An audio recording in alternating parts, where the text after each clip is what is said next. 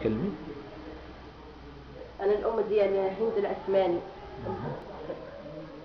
أنا الأم ديال هند العثماني المعاقة حركيا. نطلب من جلالة الملك محمد السادس نصره الله يد المعاونة، وأمنية بنتي أنها تشوفه وتلقاه والله ينصره.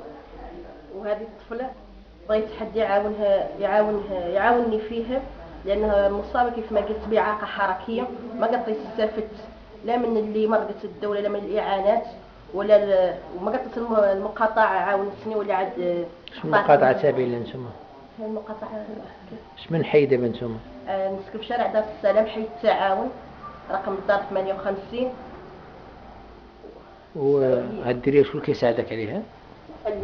خواتي وخوتي ولا الوالده. الى صح. كتستافدتي من شي حاجه؟ ما راه ما كنستافدش من شيء. وهي تقرا في مدرسه عبد الكريم، وبهذه المناسبه راني نشكر الاطر من المدير ومن المعلمه الاستاذ حموده عزيز اللي عاونني فيها وقبلها لي من بعد معاناه، بعد من الاول، بعد الحمد لله عاونني فيها ودرك والحمد لله. راهي بعد بعقلها واخا بزاف ما تكتب، بعد لله الحمد تفهم وكل شيء، نحمد مولانا نشكره. والأمنية ديالها هي شنو هي؟ وأمنيتها هي أنها تلقى جلالة الملك محمد السادس نصره الله. شنو أمنيتك أمنيتي؟ قولي لي شنو أمنيتك؟ أمنيتك شنو؟ شنو أمنيتك أنت؟ بغيتي اش؟ تشوفي شكون؟ بغيت نشوف الملك الله ينصره. لأن أنت ما عمرك استفدتي من هادشي ديال هادشي ديال المعاقين ما الله.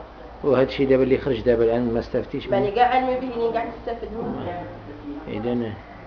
إذن شنو اللي الكلمة الأخيرة بغيتي تقولي كاع في التالي؟ شنو نقول لك؟ الله ينصر الملك، والله مولي لي كامل يد سميتو دار لي يد المساعدة كيف ما قلت لك، من أطر ومن أطر تعليمية، وعلى راسهم المدير والإدارة. ونشكر كاع كامل، نشكر بالخصوص الأستاذ حمودة عزيز اللي مقادرك إلى حد الآن قاعد يعطيني يد المساعدة فيها، لله الحمد والشكر.